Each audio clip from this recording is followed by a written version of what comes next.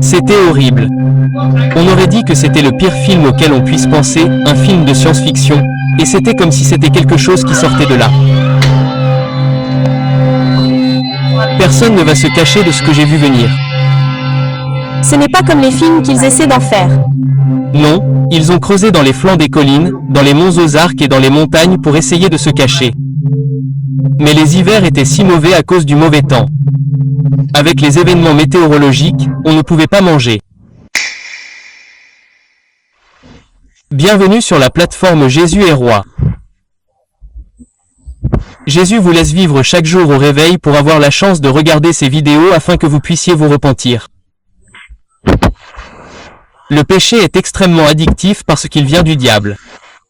Le diable ne veut pas que vous voyiez le royaume de Dieu.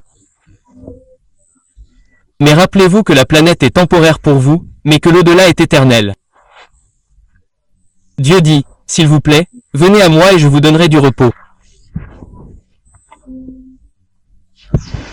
Laissez-nous un like et abonnez-vous au roi Jésus si vous êtes nouveau pendant que nous regardons cette vision de Monsieur Brandon qui parle de la tribulation à venir et de sa gravité. En particulier du désespoir de ne pas savoir où se réfugier. Au nom de Jésus, je vous aime tous. Amen. Je vous dis ceci, ce que j'ai vu, pour le petit aperçu que j'ai eu des chrétiens qui sont restés ici parce qu'ils pensaient vivre correctement. Et ils avaient fait des compromis dans leur cœur, et ils n'étaient pas. Ils n'étaient pas vendus et ils étaient vierges avec ça. Comme je vous l'ai dit, 5 avaient leurs agneaux rassasiés et 5 ne l'étaient pas. La moitié des chrétiens seront laissés et l'autre moitié sera prise. Je vous le dis, je l'ai vu, j'étais là, je les ai regardés, et ils couraient partout comme une bande de rats sur un bateau. C'était terrible. Combien de personnes pensaient qu'elles n'étaient pas qualifiées et qu'elles étaient prêtes pour l'enlèvement de l'église et pensaient, « Mec, je vis juste ici, je fais la fête, mais je suis sauvé. J'aime le Seigneur. » Mais elles avaient un pied dans le monde et l'autre avec Jésus. Et j'ai vu combien de personnes étaient restées. Il y en avait littéralement des dizaines de milliers dans un seul endroit où j'étais. Et elles criaient, juraient et se comportaient mal parce qu'elles étaient restées. Et elles savaient ce qui s'était passé et elles n'avaient pas été enlevées, elles étaient en colère et elles faisaient un doigt d'honneur au Seigneur. Elles faisaient toutes sortes de choses et cela vous montre où était leur cœur. Elles ne tombaient pas à genoux pour se repentir. Elles agissaient sous l'effet de la colère et elles voyaient leur pasteur qui ne prêchait pas la vérité et elles étaient prêtes à les pendre, à les tuer sur le champ. Je les ai vus. Il n'y avait pas de Saint-Esprit. La présence du Seigneur, la couverture de prière que l'Église avait apportée avait disparu. Pour la toute première fois, vous ne réaliserez jamais que la prière qui couvre l'Église, le corps du Christ, nous accompagne. Le grand frein, nous, l'Église, ceux qui sont radicaux et enflammés, nous sommes sortis d'ici. Et pour la toute première fois, cette prière qui couvre le monde, que nous apportons chaque jour lorsque nous faisons ces vidéos et que vous priez à votre rythme, vous apportez la paix sur la terre par vos prières. Les prières des justes ont une grande valeur. Souvenez-vous de cela. Souvenez-vous de ce que j'essaie de vous dire, car vous avez encore une fenêtre d'opportunité pour remettre votre cœur en ordre. Je me souviens, j'étais là et chaque année, le Seigneur m'a emmené dans les années de tribulation, de la gravité de la situation et de la tribulation supplémentaire, les 7 années. Les 3 premières années et demie n'étaient pas si terribles. C'était terrible comparé à ce que nous sommes maintenant. Mais la dernière était insupportable. Je parle des insectes. C'était là, c'était horrible. On aurait dit que c'était le pire film auquel on puisse penser, un genre de science-fiction, et c'était comme quelque chose de ce genre avec des pierres de l'enfer tombant du ciel. C'était horrible. Vous comprenez? On parle de non. Il y avait la seule loi morale qui existait, c'était celle que l'Antéchrist avait introduite pour que les gens aient envie de le craindre et de l'adorer. Tout le monde se comporte comme un fou. Et puis quand ils ont eu la puce, ils l'ont fait jouir. Cela a apporté un sentiment de paix dans leur esprit. Tout d'un coup, cette puce arrive et ils vous l'injectent dans le front ou la main et tout d'un coup, ils deviennent glaciales. Ils perdent tout, et je ne l'oublierai jamais. Mais les gens qui agissaient comme des fous en essayant de piller et tout, Plus il les forçait avec les drones qui volaient, ils avaient des drones partout et ils les regardaient et ils leur laissaient une chance. Vous prenez le marqueur, vous vous faites couper la tête. Et ils sont partis et ils l'ont fait juste là comme une guillotine. Et je l'ai vu et plus de gens ne voulaient pas prendre cette puce. Quand vous la preniez, elle vous transformait en zombie. Mais les émeutes et tous les pillages ont cessé, ils avaient une puce dans la main et ils avaient une puce dans le front et ils sont devenus comme des zombies et tous les pillages, toutes les émeutes, les meurtres et toute la folie ont cessé. C'est vrai. Il a apporté un sentiment de paix à travers une fausseté à travers qui il était, l'Antéchrist, sur la terre. Et il a régné depuis cet endroit. Et je l'ai regardé et tout le monde était comme, vous savez, obéissant à de petits robots. Mais il y avait des groupes de personnes, des poches de personnes qui résistaient. Mais ils ne pouvaient pas résister parce que les armes qu'ils avaient étaient comme de petites choses qui les assommaient. Ce n'était pas ce que vous pensez. Les drones disaient ou tout ce que vous faisiez. Il y a toujours des drones. On dirait que le ciel bourdonne et tout est toujours vivant dans le ciel à cause des milliers de drones. Des dizaines de milliers, ils volent tout le temps et les gens pensent qu'on va s'en sortir. Personne ne va se cacher de ce que j'ai vu venir. Ce n'est pas comme dans les films qu'ils essaient d'en faire. Non, ils ont creusé dans les flancs des collines, dans les monts Ozarks et dans les montagnes pour essayer de se cacher. Mais les hivers étaient si mauvais, à cause du mauvais temps, avec les événements météorologiques, qu'on ne pouvait pas manger. Ils mouraient de faim dans les flancs de ces montagnes. Ils mouraient de faim. Il n'y avait pas d'eau. L'eau était polluée. Il n'y avait aucun moyen de se procurer de l'absinthe. Rappelez-vous, pensez à ce que la Bible dit à propos de l'absinthe. L'eau était mauvaise. On ne pouvait pas boire l'eau. L'eau rendait les gens malades. Donc, on ne pouvait pas boire d'eau pure et purifiée. Il n'y avait aucun moyen d'obtenir des comprimés purifiés. Et si vous aviez un incendie, les drones le voyaient et vous trouvaient. Puis ils envoyaient les autorités sur place et vous étiez mort de toute façon. Donc si vous ne servez pas Jésus maintenant de tout votre cœur, vous ne le servirez pas à la fin des temps. Tous ces gens disent, eh bien, je ne crois pas à l'enlèvement. Vous feriez mieux. Vous feriez mieux. C'est tout ce que j'ai à dire. Vous feriez mieux. Tous ces gens, eh bien, nous allons vivre. Nous allons très bien. Les chrétiens vont. Non, ils vont mourir. Ils vont mourir. Non pas que la mort soit une mauvaise chose, mais je vous le dis. Je ne veux pas que quelqu'un me coupe la tête et je ne veux pas que quelqu'un coupe la tête de mes enfants. Je veux dire, sérieusement, c'est pour ça que j'ai dit que les gens n'ont aucune compréhension de ce qui va se passer. Et c'est juste une partie qui est juste un tout petit peu là. C'est littéralement l'enfer sur Terre avec des événements météorologiques, des tremblements de terre, des volcans et tout ce que vous voulez. Des guerres, des pestes, des virus. Pas de soins médicaux, se cacher dans les bois en essayant de sauver sa vie. Et c'était comme ça, c'était horrible. Comme je l'ai dit, je ne l'oublierai jamais. Et c'est pour ça que je suis si explicite et si audacieux dans ce que je vous dis. C'est pour ça que je crois que le Seigneur peut être montré. C'est mon premier événement majeur avec le Père.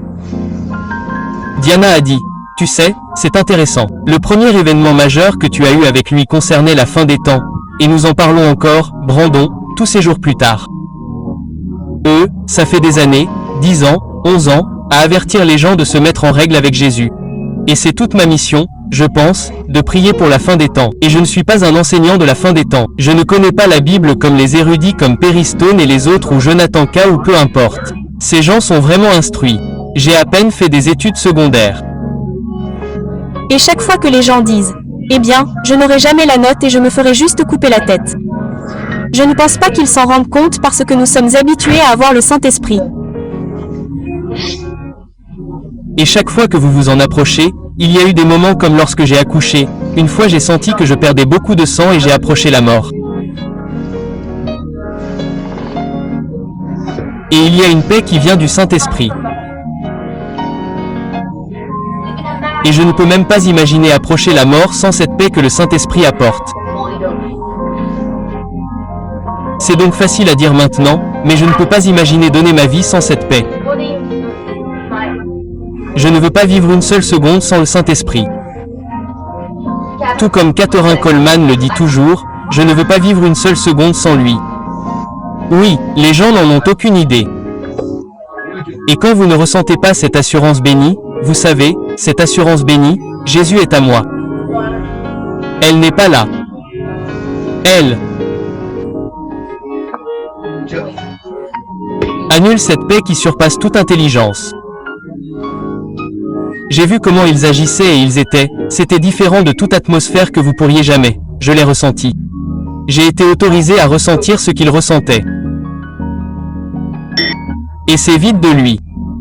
C'est vide de lui. La présence de Dieu dans la tribulation. Il n'y a rien. Et les gens pensent qu'un grand réveil va avoir lieu. Je n'ai pas vu de grand réveil. J'ai vu des gens en colère et fuyant autant qu'ils le pouvaient. Et ils étaient furieux parce qu'ils étaient toujours là. Je ne sais pas pour vous. Je vous dis juste ce que j'ai vu et ce que j'ai ressenti. Et je vous dis que les gens disent. Eh bien, c'est ce que dit l'Écriture. C'est ce que je ne discute pas des Écritures avec vous. Il y a, vous savez, il y a des gens qui croient à la tribulation. Il y a des gens qui n'y croient pas. Je suis de ceux qui n'y croient pas. Je ne crois pas que nous soyons appelés sous la colère. J'ai vu le corps du Christ. Ceux qui avaient raison, ils ont juste explosé comme des fusées. Ils sont partis. En un instant, en un clin d'œil, nous avons tous changé. C'était si rapide. Tellement que ça a créé un bruit de tonnerre et d'éclairs quand c'est arrivé et tout le monde l'a entendu. On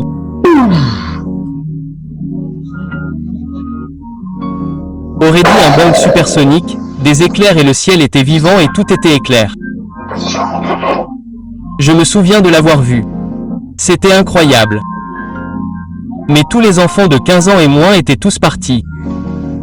Et ces mères, je n'oublierai jamais toutes ces mères. Où est mon bébé? Et elles paniquaient en essayant de retrouver leurs enfants parce qu'ils étaient tous partis. Elles ont toutes été aspirées dans l'enlèvement. Elles n'ont pas été désignées sous la colère. Et les mères paniquaient en essayant de retrouver leur nouveau-né. Et c'est pourquoi la Bible dit « Malheur à ceux qui ont des bébés ». Guillemets double. Ouais, parce que s'il avait eu un bébé pendant la tribulation, c'était horrible parce que ses enfants ont beaucoup souffert. Mais s'il était né avant la tribulation, ils ont été enlevés et moi et ils ont été enlevés. Et j'ai regardé la mère chercher partout et tout était comme ça. Vous savez, comment il y a des photos manquantes de tout le monde. Ces choses manquantes sont sur le truc à la télé en essayant de trouver, vous savez, vous pouviez voir que les gens essayaient de trouver des photos manquantes, des enfants disparus. MHM. Je me souviens de plus en plus maintenant, et je vous dis, il y a des choses que j'ai oubliées, mais je viens de les voir. Les visages manquants des photos. Comme on les mettait sur les cartons de lait. Oui, autrefois. Point. Je ne sais pas pourquoi ça me revient comme ça.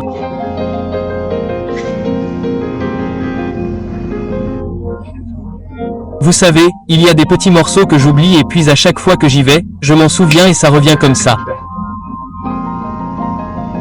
Ça arrive. C'était traumatisant. Traumatisant. Et je me souviens de choses et de choses. Cela me revient à l'idée de traverser Guthrie et de voir ces gens. C'est absolument vous n'avez jamais ressenti une telle peur. Personne n'a peur de se sentir seul.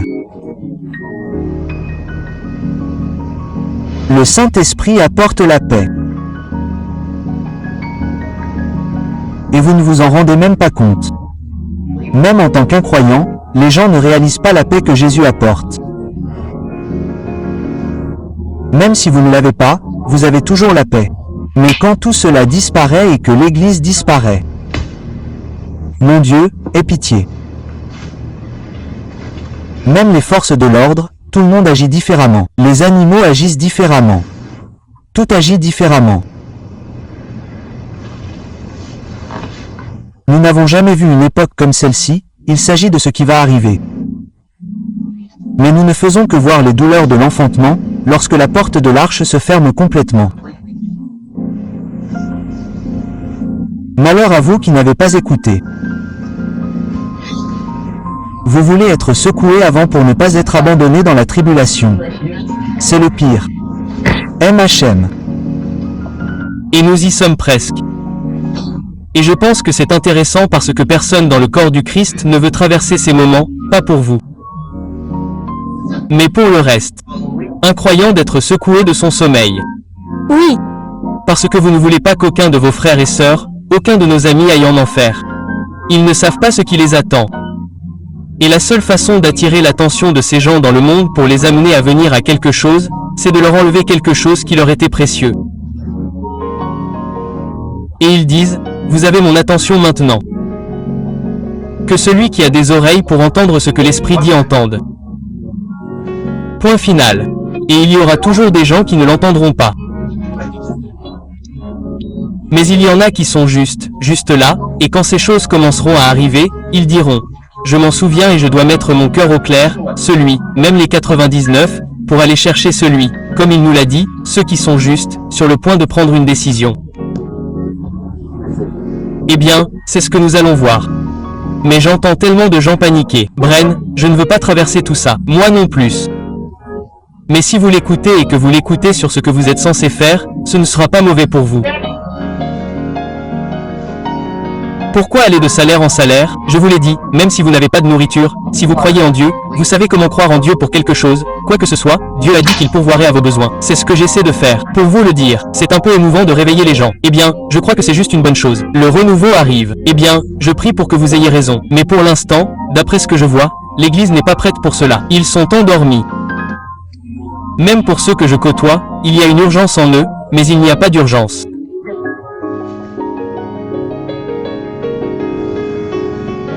Urgence.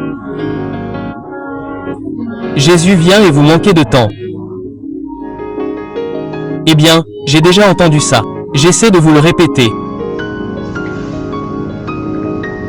Et c'est ce qui se passe avec nos amis charismatiques, les gens. Il y a une urgence. Ils savent que Jésus vient. Mais mon Dieu, il y a des milliers de personnes qui ne le savent pas. Des millions. Alors, je veux que vous fassiez vraiment une recherche instinctive, une recherche du cœur aujourd'hui. Cherchez-vous simplement en vous-même maintenant et dites-vous, est-ce que je connais Jésus? Y a-t-il des compromis dans ma vie? S'il revient aujourd'hui, s'il revient le 23, est-ce que je suis en règle avec lui? Est-ce qu'il me connaît?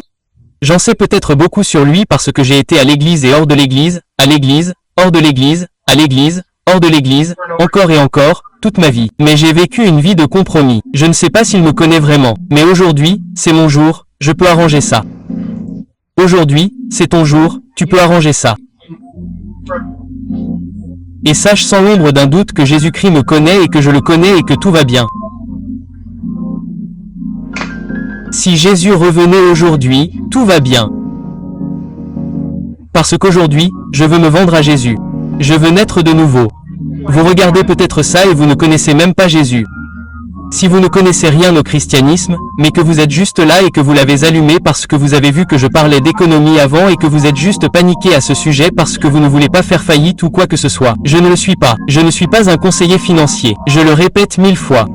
Je suis la voix de celui qui crie dans le désert et qui vous dit que Jésus-Christ arrive. C'est là que je suis et c'est pour ça que je suis là. Je ne veux pas parler de quoi que ce soit à qui que ce soit concernant les finances, mais je veux vous dire que je suis quelqu'un dans le désert et que je vous dis, au sommet de la colline, que vous devez vous repentir. Jésus-Christ arrive et que vous n'avez plus beaucoup de temps. Je veux que vous nous disiez aujourd'hui.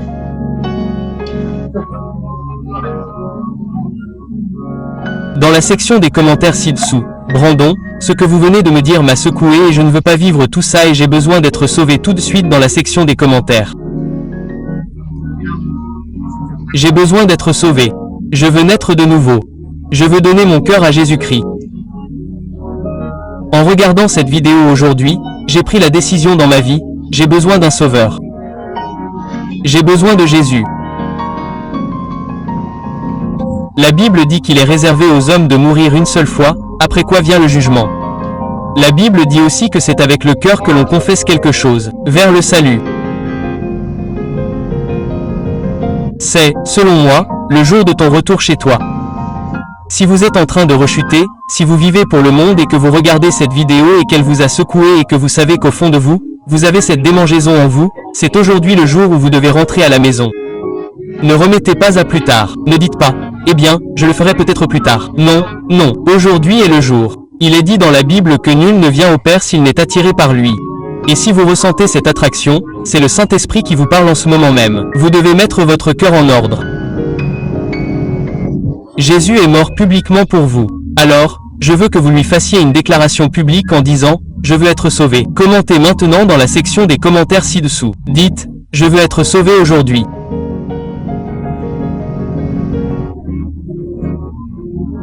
Ne remettez pas à demain ce que vous devez faire maintenant, car vous ne l'aurez peut-être pas demain.